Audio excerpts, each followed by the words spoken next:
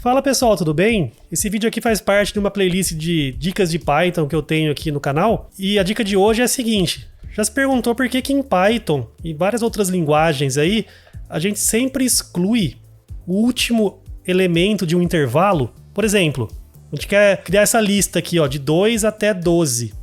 Números inteiros, né? De 2 até 12. A gente pode fazer assim, ó, com essa list comprehension aqui em Python, né? E for i in range 2 até 13. 2,13. Esse código aqui vai gerar essa lista de cima aqui, certo? Só que a gente colocou o 13 aqui, ó. Só que a lista gerada foi até 12. Por que isso aqui ocorre? Sempre ocorre isso aí em Python, né? A gente tem uma lista, a gente quer pegar um pedaço da lista, a gente vai de uma posição, define uma posição de início e uma posição de fim. Essa posição de fim é sempre excluída. Por exemplo, em Python a gente faz assim, né? Para acessar uma parte de um array. A gente coloca um ponto de início, que é o start, e o índice de fim, que é o stop. Só que a gente sempre pega até o stop menos 1. E o range é a mesma coisa. A gente vai criar um range, coloca um ponto de início e um de fim. Só que ele vai até o ponto de fim menos 1. Por exemplo, aqui, ó, de 10 até 20. Vai pegar os elementos de 10 do 10 até o 19. E o range aqui vai gerar um número de 2 até 12. Ele sempre exclui o índice do fim aqui, né? Para dar um exemplo aqui, criar aquela lista lá. E for i in range 2 até 13.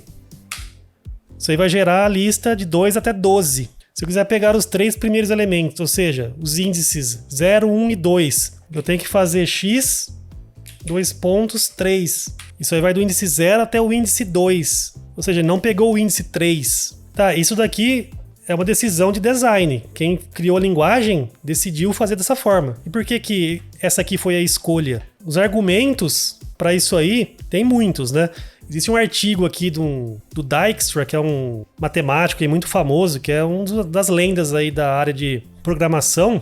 Ele já fez um artigo explicando por que a numeração aí nas linguagens tem que começar em 0 e sempre tem que excluir o número de término ali, que nem o Python faz. Aí eu vou tentar explicar aqui de forma mais fácil o que ele fala aqui, né? E um detalhe a anotar aqui é que a gente sempre exclui o número de parada, né? Por exemplo, essa linha aqui, array 10 até 20, vai do 10 até o 19. Só que o 10 é incluído.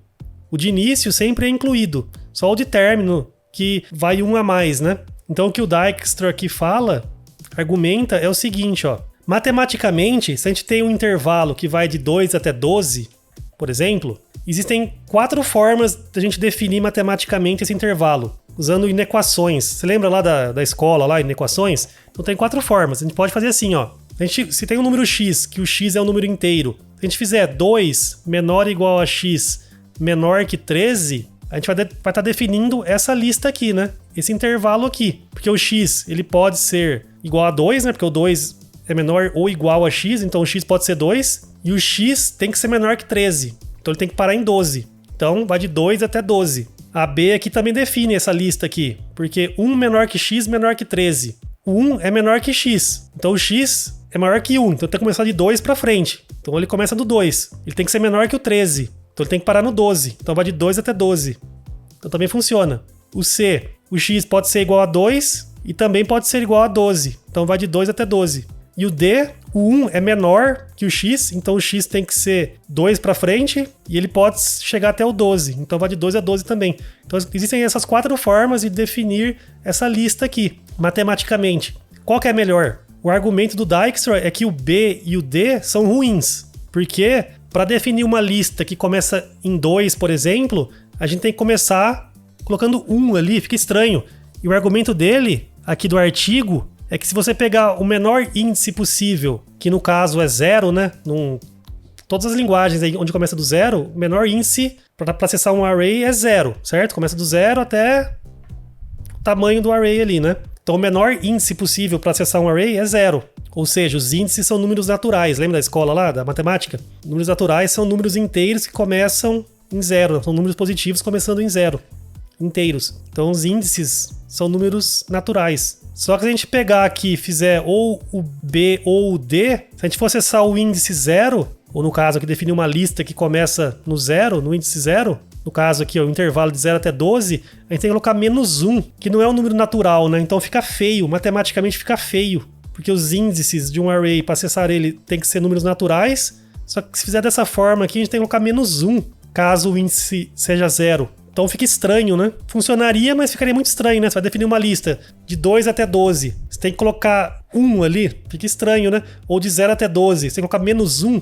Não fica muito ruim, né? Fica muito feio, né? Então sobra apenas o A e o C, certo? A gente sempre inclui o índice ali do ponto de início.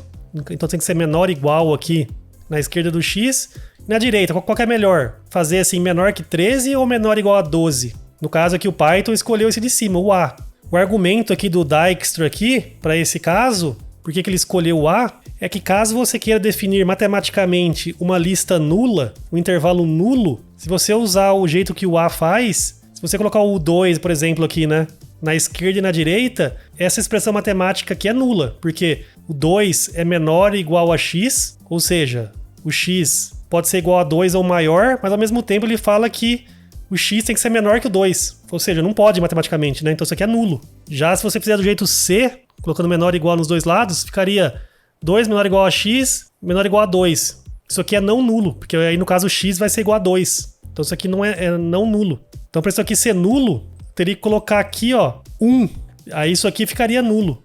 Aí fica muito estranho, né? O da direita, o da esquerda aqui ficaria maior que o da direita.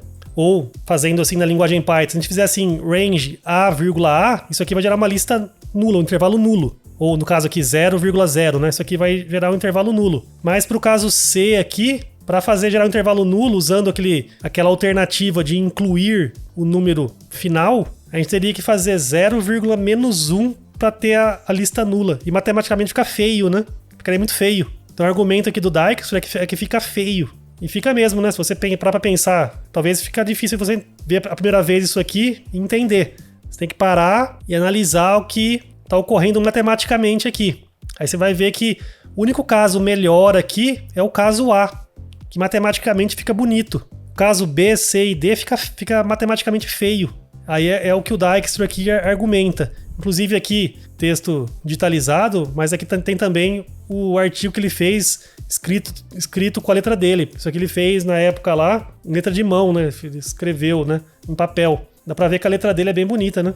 Então esses são os dois argumentos do Dijkstra. Só que eu vou colocar aqui mais alguns argumentos que mostram por que o método A aqui é o melhor. Ou seja, a gente inclui primeiro o start, mas exclui o stop. Por que é melhor? Além desses argumentos que eu já falei. Se a gente fizer stop menos start, a gente vai ter o tamanho da lista, o tamanho do intervalo. Se a gente fizer 13 menos 2, vai dar 11. Ou seja, essa lista tem tamanho 11. No caso, 1, 2, 3, 4, 5, 6, 7, 8, 9, 10, 11. Tem 11 elementos.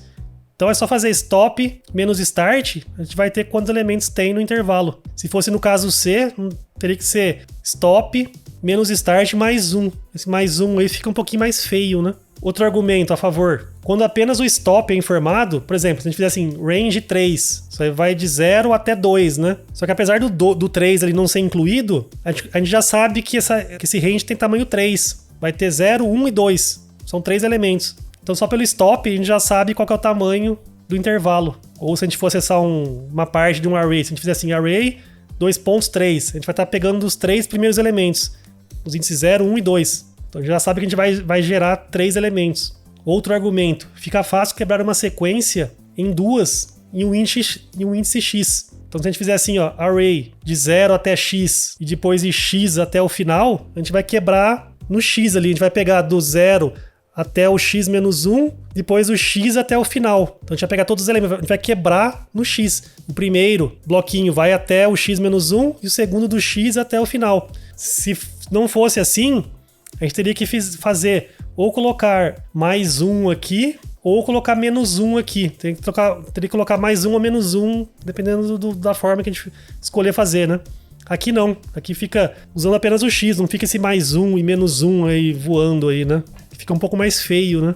E mais um argumento, para concatenar intervalos fica mais simples. Se a gente fizer um range de A, B, somar com um range de B, C, isso vai dar um range de A até C. Porque esse primeiro range de A até B vai do A até o B menos 1. Se a gente somar com o B até C, a gente vai incluir o B indo até o C menos 1. E isso vai dar um range de A até C. Então fica mais bonito, né? Então, resumindo, a única desvantagem desse método é que a hora que você bate o olho, você vê um número ali, mas você tem que saber que tá indo até o número anterior a ele. Só que essa é a única desvantagem, porque depois só tem vantagem. Todos os outros modos só tem desvantagem depois. Esse não. Esse só tem vantagens. Então por isso que isso aqui foi escolhido para ficar no Python, beleza? Então se vocês gostaram aí, deixa o like e vejo vocês aí no próximo vídeo. Abraço!